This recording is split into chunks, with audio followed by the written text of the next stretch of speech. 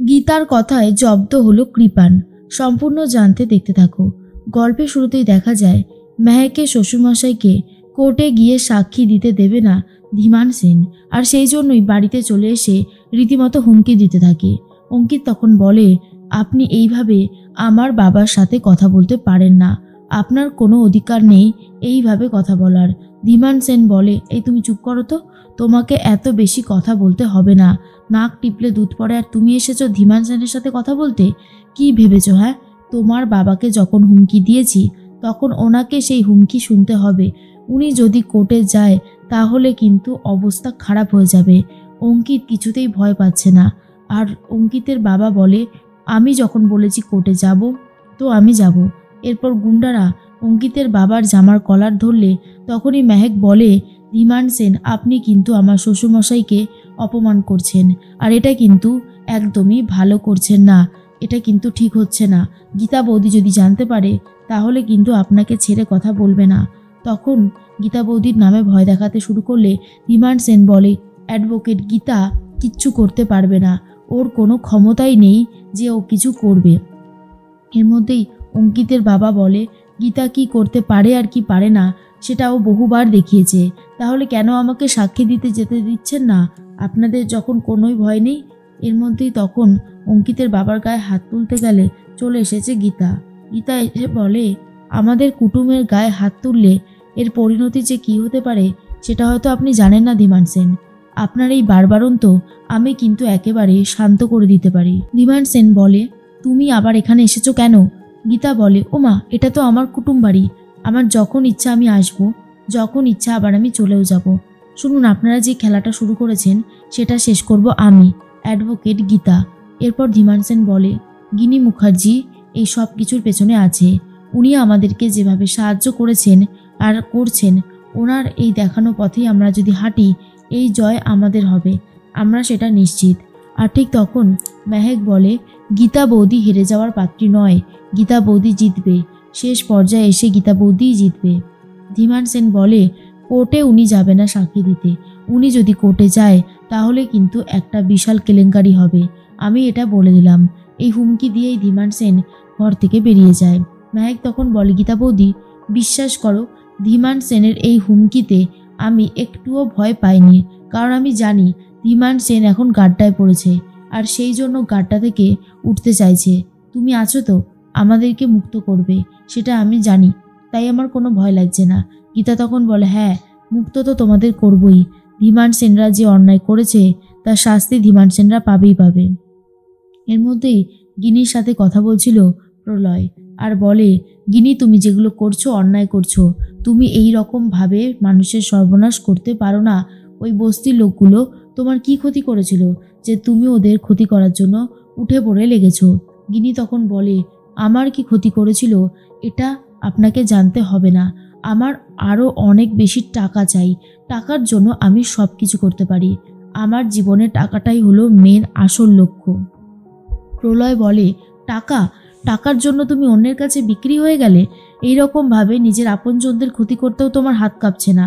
তোমার নিজের বোন গীতা, ও তো অক্লান্ত পরিশ্রম করে চলেছে, আর তুমি ওই মেয়েটাকেও যেভাবে কষ্ট দিচ্ছ, ভগবানও তোমাকে ছেড়ে কথা বলবে না। তখন গিনি বলে, আরে মশাই, আপনি থামুন তো, এই দুনিয়ায় টাকা ছাড়া আর কিচ্ছু হয় না, টাকাটাই হলো মেন জিনিস। এদিকে কৃপান পদ্মর সাথে কোনোভাবেই থাকতে চায় না, কিন্তু মেহেক মনে মনে ভাবে, পদ্ম যেভাবে কৃপানের বাড়িতে ঢুকেছে, কৃপান কোনোভাবেই আর পদ্মকে বার করে দিতে পারবে না। আর এই সব কিছুই হয়েছে গীতা বৌদির জন্য। গীতা বৌদি যদি না থাকতো তাহলে হয়তো কিছুই হতো না। কৃপানের জন্য চা নিয়ে এসেছে পদ্ম, আর বলে, নিন, আপনার জন্য একটু চা নিয়ে এসেছি। কৃপান তখন বলে, আমি তোর হাতের তৈরি করা চা খাবো না, কিছুতেই না। পদ্ম বলে, কেন খাবেন না কেন? আচ্ছা, আমি এক কাজ করি, আমি বরং উকিল দিদিকে একবার ফোন করি। এই বলেই উকিল দিদিকে ফোন করেছে, আর বলে, দেখো না উকিল দিদি, উনি আমার তৈরি করা চা খেতেই চাইছে না। এরপরেই কৃপান বলে, এই তুই কাকে ফোন করেছিস? হ্যাঁ, কাকে ফোন করেছিস? গীতাকে ফোন করার কি ছিল? গীতা বলে, এই যে কৃপান, ভুলে যেও না যে আমার হাতে কি প্রমাণ আছে, আর একবার যদি আমি এই প্রমাণ সবাইকে দেখাই, বুঝতে পারছো তো কি ক্ষতিটাই না তোমার হতে চলেছে। তাই বলছি, দয়া করে বেশি বাড়াবাড়ি করো না, বেশি বাড়াবাড়ি করলে কিন্তু তার ফল খুব একটা ভালো হবে না। বরং তুমি পদ্মকে নিয়ে সুখে শান্তিতে সংসার করো, যাতে আমরা সামনের বছরেই একটা ভালো সুখবর পাই। আর এই সুখবরটা যাতে অনেক ভালো হয় সেই চেষ্টাটাই কিন্তু তোমাকে করতে হবে, বুঝতে পারলে? কৃপান তো কিছুই বুঝতে পারছে না, কিন্তু পদ্ম সবটাই বুঝে যায় আর সেই জন্য হাসাহাসি করতে থাকে। কৃপান তখন বলে, এই তুই হাসছিস কেন? বল হাসছিস কেন? যখনই সুখবরের কথা বলেছে তখনই চলে এসেছে অগ্নিজিৎ মুখার্জি আর বলে, কি সুখবর আছে? তুমি তুমি মা হতে চলেছ? তার মানে আমি দাদু হচ্ছি? এরপরেই গীতা তখন বলে, আরে বাবা না, এইসব আপনি কোথা থেকে শুনলেন? ও, আমার পাশে দাঁড়িয়ে দাঁড়িয়ে শুনেছেন অর্ধেক কথা, তাই তো? আসলে আমি পদ্মকে কিছু টিপস দিচ্ছিলাম, এগুলো আপনি শুনবেন না, এগুলো আপনার জন্য নয়। অগ্নিজিৎ মুখার্জি বলে, জানো গীতা, তুমি এই পরিবারে আছো বলেই হয়তো এই পরিবারটা এখনও টিকে আছে, না হলে কোনোভাবেই আর এই পরিবার টিকে থাকতে পারতো না। যেভাবে তুমি এই পরিবারের পাশে দাঁড়িয়েছো, আমার পাশে দাঁড়িয়েছো, আমাকে একটা বদনামের থেকে বাঁচানোর চেষ্টা করছো, সব কিছুই তোমার জন্য। অন্যদিকে পদ্ম বলে, আচ্ছা আপনি তো আমার হাত ধরেছিলেন, তাহলে এখন আপনি আমার হাত ধরতে পারছেন না কেন? কৃপান বলে, এই শোন, তুই একটা বাড়ির পরিচারিকা, সেটা ভুলে যাস না। এরপর কৃপানকে ভয় দেখাতে শুরু করে পদ্ম আর বলে, পাটা টিপে দেবেন একটু, প্রচণ্ড ব্যথা করছে। এরপরে পা টিপে দিতে চাইছিল না কৃপান, গীতার ভয় শুনেই ভয় দেখে শুরু করে দিয়েছে পা টেপার। বলে, আমাকে যে আর কি করতে হবে কে জানে, আমার বাবা এত ক্ষমতাবান একজন মানুষ, তাও কিছু করতে পারছে না। ড্যাড শুধু মুখেই বড় বড় কথা বলতে থাকে, যা একদমই ঠিক লাগে না। এর মধ্যেই গিনি চলে এসেছে। অগ্নিজিৎ মুখার্জি গিনির সাথে কথা বলে আর বলে, এগুলো তুমি কেন করছো আর কিসের জন্যই বা করছো? গিনি তখন বলে, টাকার জন্য, টাকা ছাড়া এখন আর কিছুই নেই।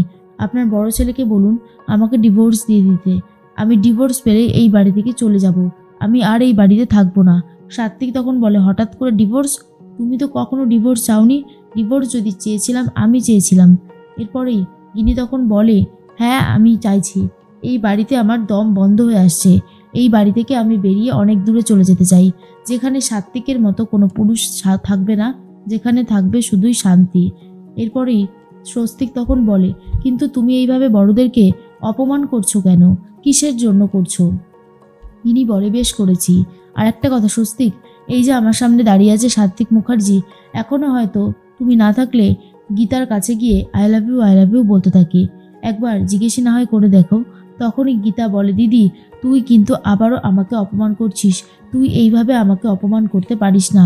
তিনি তখন বলে, আমি কি পারি আর কি পারি না সেটা তুই নাই বা জানবি, আমি কি পারি সেটা সবার সামনে দেখিয়ে দেবো। এর মধ্যে অগ্নিজিৎ মুখার্জিও ভয়ে ভয়ে আছে যতদিন না এই কেসটার সলিউশন হচ্ছে।